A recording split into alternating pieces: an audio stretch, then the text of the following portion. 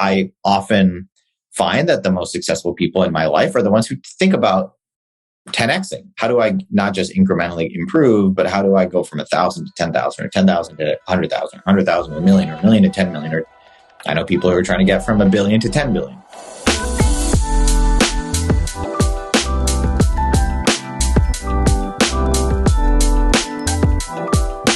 Hello, everyone, and welcome to the Gumroad podcast. I'm your host, Justin Michaelet, a senior writer at Gumroad, where I deconstruct the tactics, strategies, and processes of top creators. Each week on the podcast, I interview creators and digital entrepreneurs who are at the top of their field. On this week's episode, I interviewed Gumroad's founder and CEO, Sahil Lavingia. This is our second conversation on the podcast, and we'll have regular check-ins with him to give you a window into his thinking on a variety of topics, including on Gumroad itself. During the first half of our conversation, we talked about product development at Gumroad, including affiliate features, Stripe payouts, and Gumroad's simplified pricing. In the second half, we talked about Sahil's rolling fund, including his investing thesis, how he evaluates companies, and his growing army of scouts. This was another fun and enlightening conversation with Sahil. Enjoy. Our guest today is Sahil Lavingia, our second time with him on the podcast. Thank you for being here, Sahil, the founder and CEO of Gumroad. You're welcome. Thanks for having me again. Yeah, absolutely. So we'll be doing these every month or so, maybe every quarter. We'll just establish a rhythm with you. I thought I'd start today on Gumroad itself, updates on Gumroad. We're going to venture far beyond that during today's conversation, but there's been a very increased pace of product development. And that's been great to see from the inside, but let's give people sort of a sense of it who haven't been following it closely. And maybe we'll start with two announcements that we've recently made. One on affiliate features. There's quite a few that we have focused on in recent months. So I'd love to sort of hear your thought process around affiliates. We announced that $4.3 million has been made by affiliates alone in the last 18 months. Yeah, totally. Yeah, hope to grow that quite significantly. Yeah, I mean, affiliates are a really interesting sort of, feature that has existed in parts of the internet for a long period of time, right? Affiliate marketing, et cetera. But it hasn't really made its way into kind of the creator economy. And at the same time, the number one question creators ask is, how do I find customers? Like, I've tapped out my existing audience. Like, I can make awesome stuff, but I just don't know where to go to find new folks. And I think affiliates are a really good way to kind of collaborate with other creators, kind of cross-pollinate your audiences, create things together. And I think just generally kind of is a positive sum game. And so I think Gumroad is like pretty well situated to kind of like help people do a lot of this stuff. It doesn't seem to be a set of features that some of the other companies have gone after. And so, yeah, I mean, in terms of the features, like the biggest feature, we shipped a bunch of, kind of small improvements here and there around analytics and data export and, being able to email your affiliates really easily and things like this. Very incremental. I think the big feature to pay attention to is the sign-up form. So now every creator gets an affiliate sign-up form that they can share out with their audience. And then affiliates can sort of apply effectively to become an affiliate, right? They can fill it out with sort of how they expect to kind of, share your product and with whom. And then you as a creator basically can just say yes, no, yes, yes, no, no, yes, right? Which I think is far more scalable than the sort of existing or the old way of doing it would have been to basically like get all this information for each person individually, add them one by one, right? It just takes a ton of time. And so now that's all kind of automated. So I think we'll see hopefully a big jump in creators trying it out. It's so much easier to try out. And I think eventually I've got a couple emails, people saying, hey, can I affiliate for Gumroad as a platform? Will you ever enable something like this? So potentially, I think, this is maybe this makes it easier to do something like that in the long term. So yeah, stay tuned for something along those lines, probably in the next 6 months or so. Yeah. Let me just restate some of the things that you just said, just for clarity. People just didn't get it on the first listen. There's three methods for you to do this. The cornerstone method that has existed in the past is adding affiliates manually. Now you can just do it through applications and self-service. So sort of a self-service kiosk. And there's just a host of features below that, sending posts to affiliates only, filtering via sortable columns, exporting your affiliates to CSV. There's just like lots of things that we've enabled recently that just make the experience far more powerful and scalable. And the benefits are clear for the affiliates and for the creator, the product creator. Quite a few, reaching new audiences as you mentioned. So it's pretty spectacular.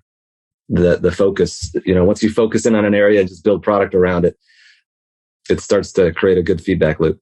Yeah. So I'm excited to see the next 6 months, like how affiliates kind of the revenue grows as a percentage of Gumroad sort of overall GMV. But I'm optimistic. Great. Well, let's move on to a second major area. And this has been a competitive advantage for Gumroad for a long time, helping creators get paid around the world. Gumroad is known for the ease of payments, handling taxes, and so forth. But talk about the Stripe payouts and the announcement around the EU countries. Yeah.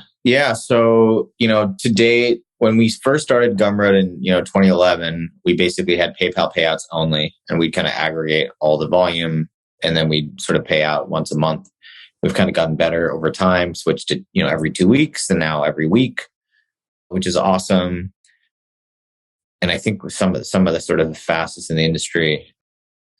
And then we also started supporting direct bank deposits, right? So now in the US and the UK, in Australia and in Canada, we launched direct bank deposits. But for everybody else, in the other sort of 190 countries, you had to connect a PayPal account and then we'd pay out to your PayPal account. For a host of reasons, we think that's not ideal. And I think most creators in those countries would agree with us.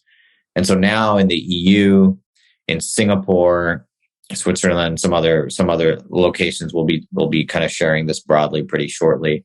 But in I think something like 44 more countries or something like that, will be able to support creators, getting paid out directly into their bank account. They will no longer have to kind of get paid out via PayPal, which I'm hopeful is going to, improve the sort of the standard of living almost for many creators. There's, a whole host of stories, horror stories around PayPal and fees and, frozen accounts and things. So I'm excited to enable this and see what the traction looks like.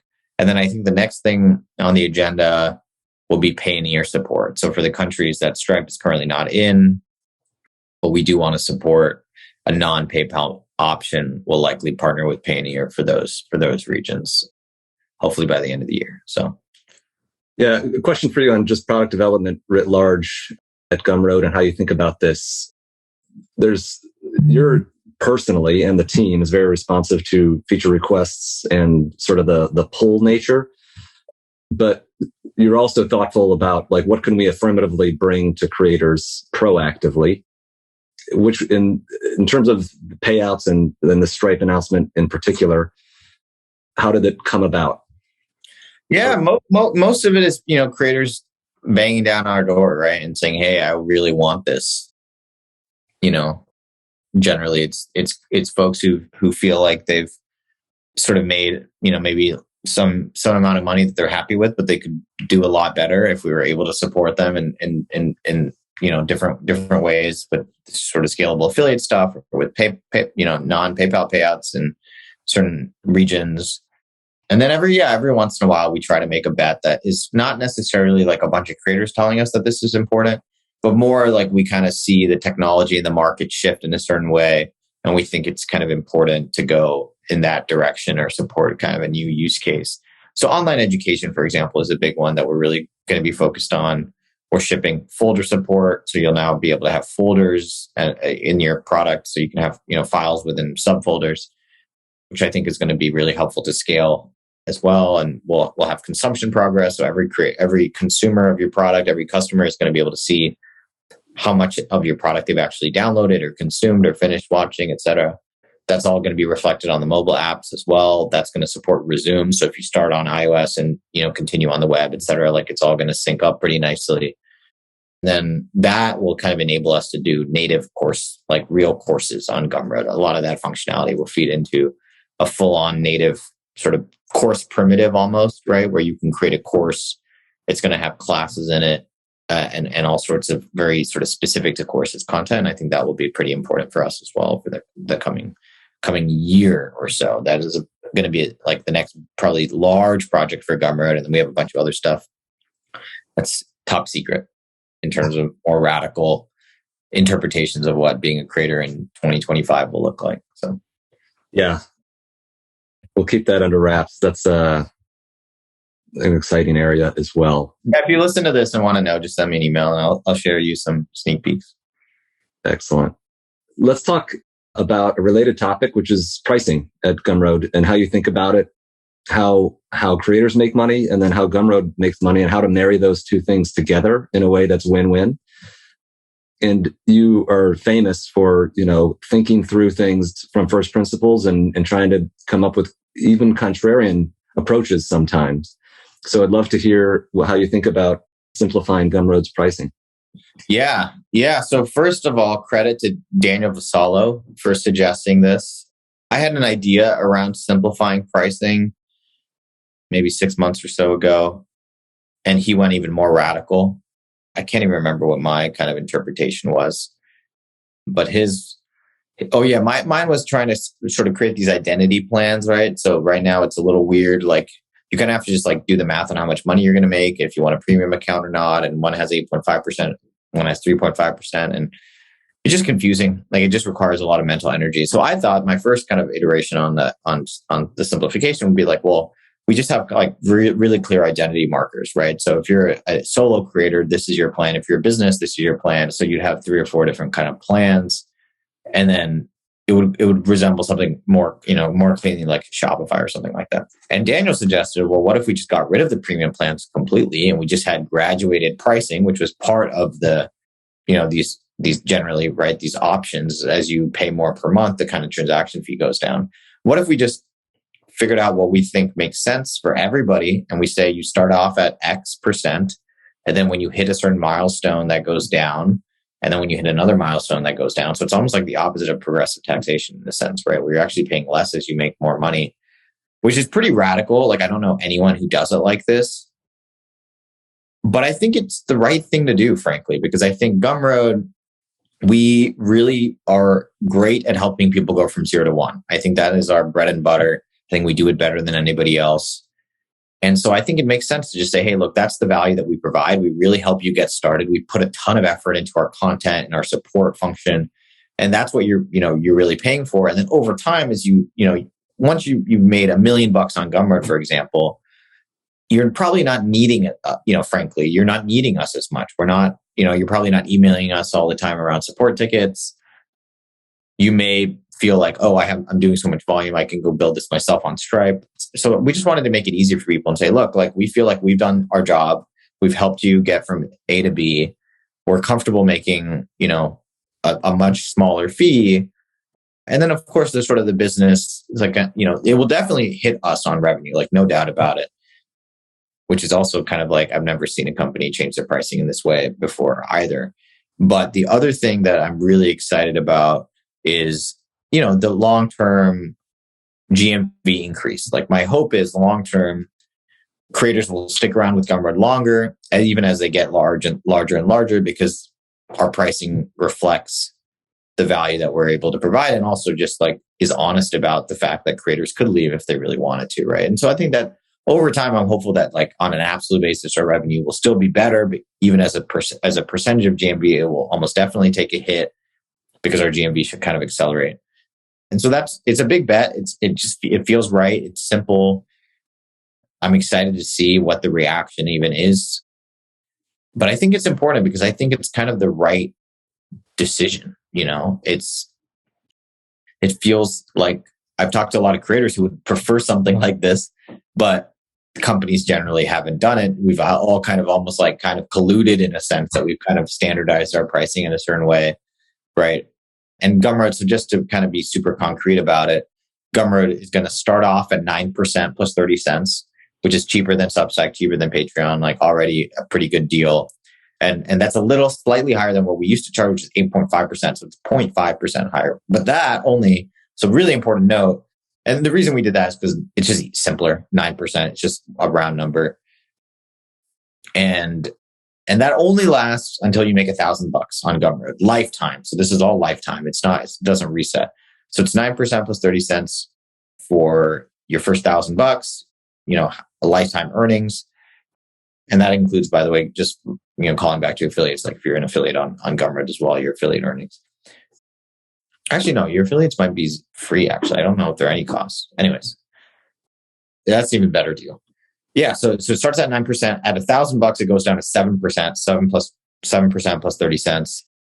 And then you hit $10,000 lifetime, that goes down to 5%.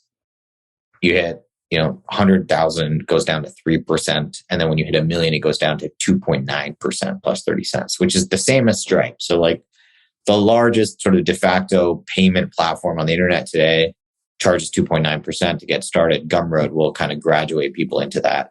So effectively to say, look, like if you believe you're going to get here and you want all this additional functionality on Gumroad, it's effectively going to be free for you, right? Like we like you're going to pay Stripe 2.9 or you pay us 2.9 and you get all this extra stuff, right? And so I think it's just honest about what the value is that we provide, and I'm hopeful that it reduces churn over time for our larger creators, and I hope that it, this is kind of the moonshot maybe, but it would be cool to see if this affects any sort of the industry at all, right? And if this turns out to be a really good idea, maybe we see it in practice in more places. But it's a big bet, and it's frankly only a bet that I feel comfortable making because we did this crowdfunding round. We raised money from our creators. I had a board meeting with all 7,331 new investors, told them this was coming, asked for feedback. Everyone seems pretty jazzed about it. And because we have an extra $6 million in the bank, we have this sort of the bandwidth, I think, to kind of like experiment a little bit more. And we have several years of runway. We're still profitable. So effectively we have infinite amounts of runway. But even if this does take a big hit for us, like we feel like we can kind of work up to it, in the coming years, and it'll make sense in hindsight. So we'll see. It's a little scary. It's probably like one of the most significant things that we've done. Sort of, it's a very fundamental change, right? Like how often does a business really kind of revisit their fundamental pricing? Like we're getting rid of, we make something like $80,000 a month off our premium plans.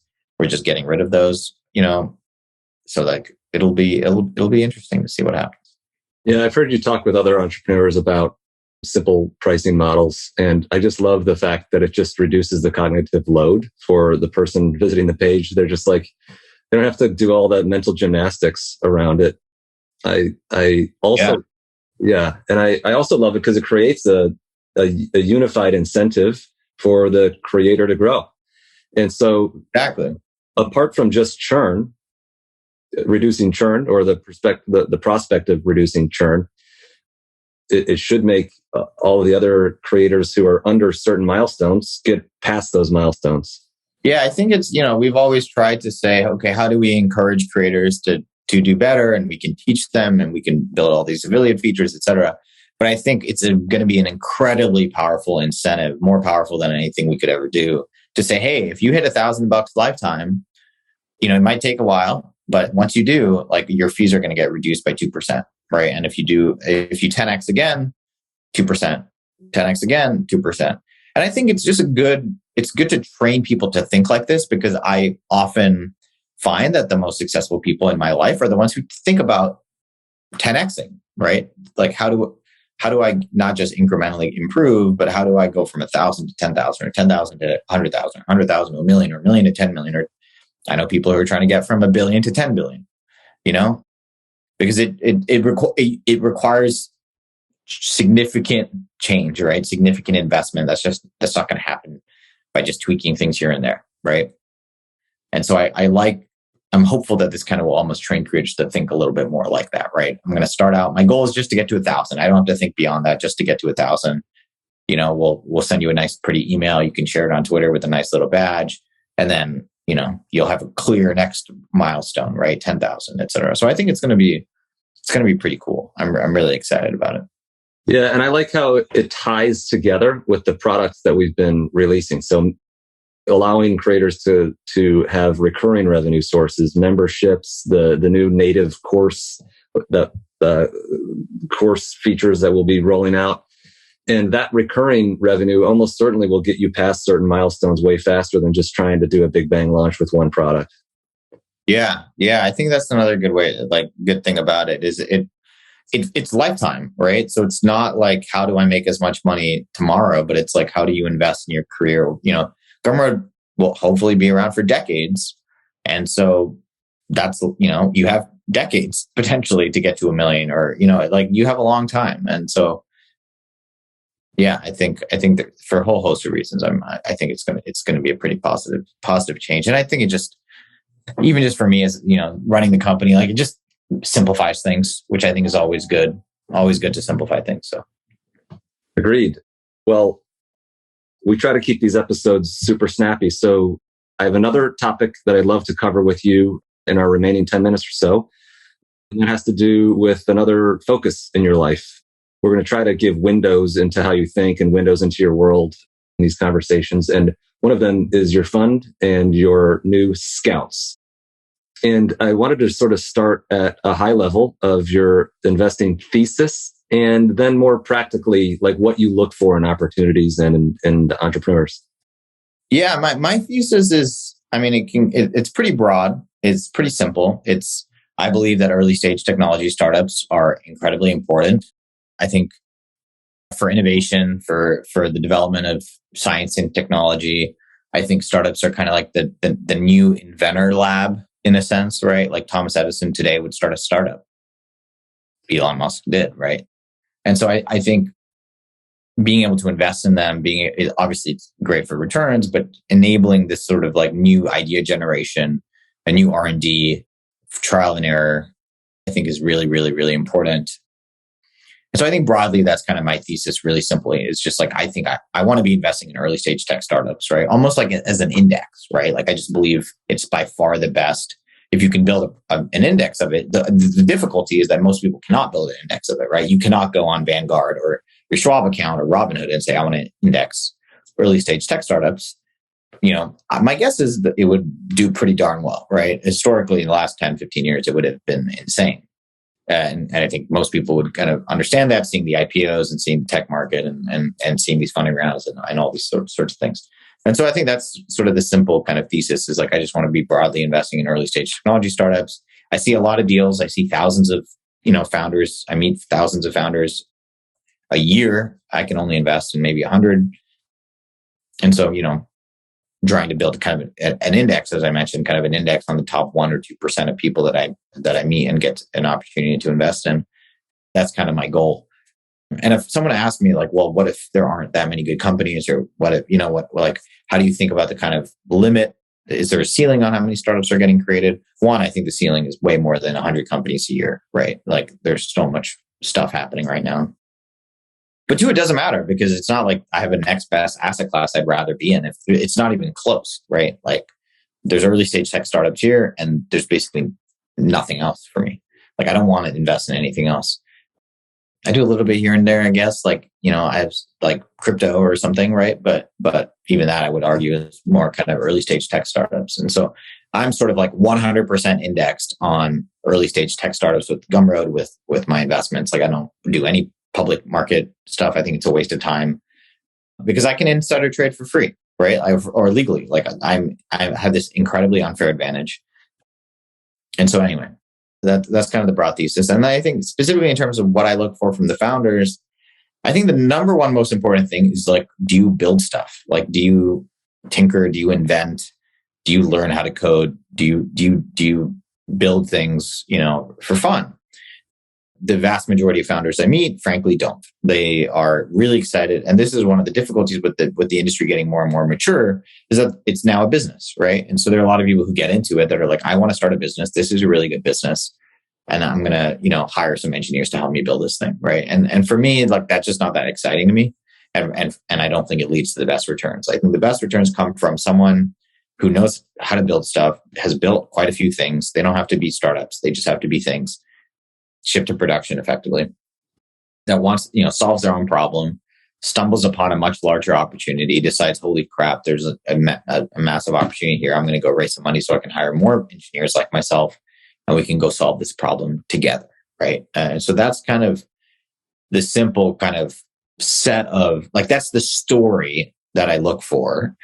And if I don't see a match on that, and the nice thing about that story is that it's really hard to lie about or cheat about, right? Like you can't, it's not like, oh, I need you to grow at this rate and then you can like do stuff for it. Like you either have it or you don't have it. So it makes my life pretty simple because I can see it from a mile away generally, right? It takes me, I say the average pitch is 30 minutes, but generally I make a decision within the first 5, right?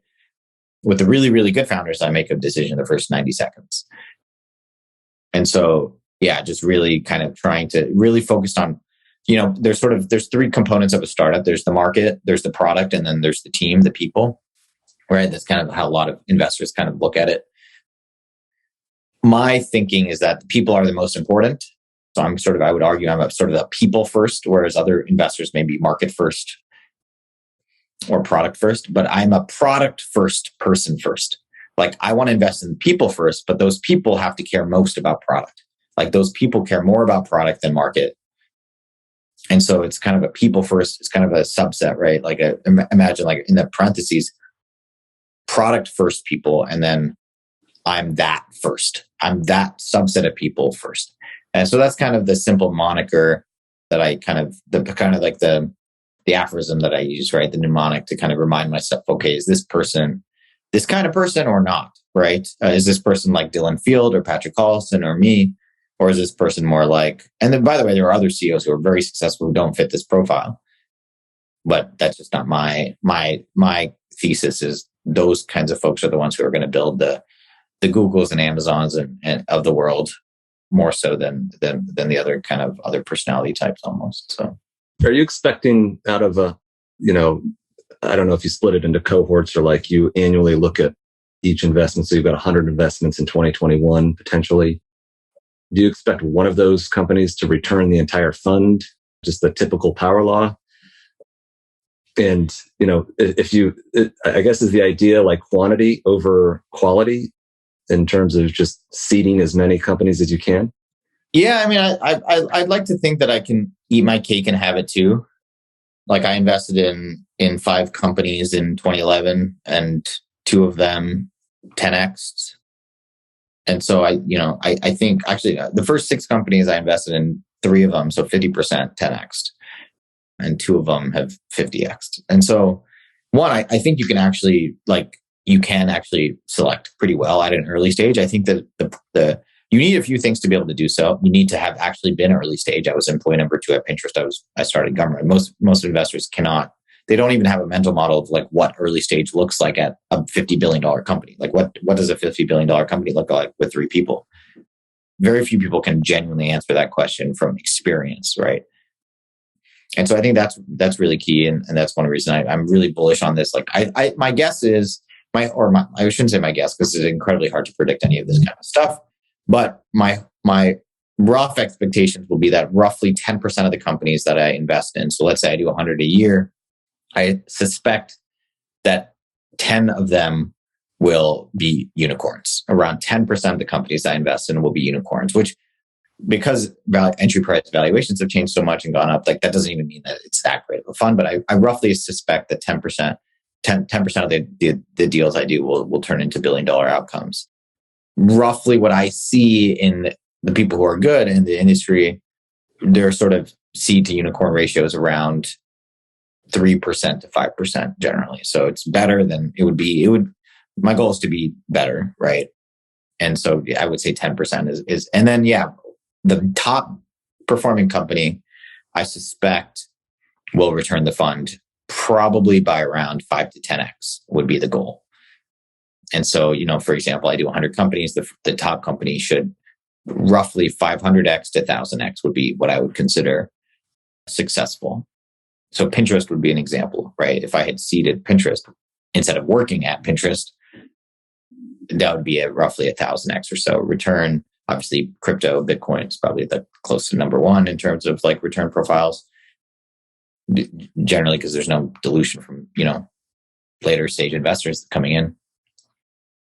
But yeah, that's kind of how I think about it. It's like 100 companies. One of them has been 1000x. So that's already a 10x return. And then maybe, depending on depending on what that percentage looks like of like how power law is it, or is it more graduated? I'm really hopeful that it's more graduated, actually. I believe that it's just so much easier to build a company today. It's so much cheaper. If you're investing in people who build, it's so much cheaper. My guess is you'll see a much smoother kind of curve. Like much, you can now build an audience before building a product. So I think the success rates are going to go through the roof. So yeah, my hope is around 10 to 20x is what I would love my sort of 2020, 2021 vintages to look like. That will change over time as the fund gets larger. Generally returns shrink, but that's kind of, I would say anything under a 10x I would consider a failure.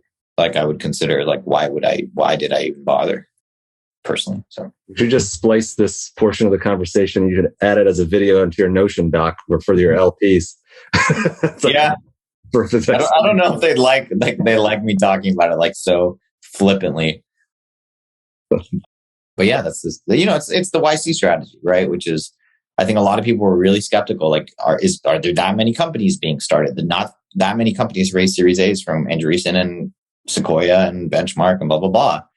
Obviously untrue. Like YC's success rate is insane. Probably the top performing fund if you consider it a venture fund of all time. And they're able to do incredible volume. So I think it's possible.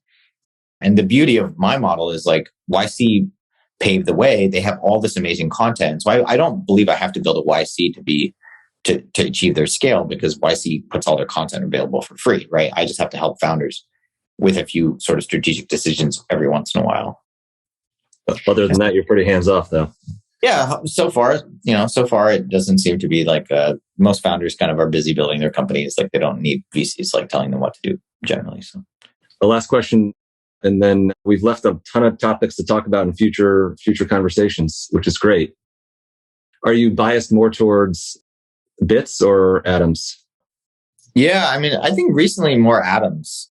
I think it's, maybe because we've just been living online for so long in the last couple of years. But yeah, I just have been reminded recently that like in person is where it's at. Like I had a tweet the other day. It was like work remote, play in person, which I think is important. Like I think you should have distance to work. But like ultimately, like when I think about, I don't know, my life, like I'm happiest when I'm like hanging out with people in person and like there's no filter, there's no person recording it, there's no, there's no FBI listening in or any of that stuff. It's just a super low scale, high fidelity.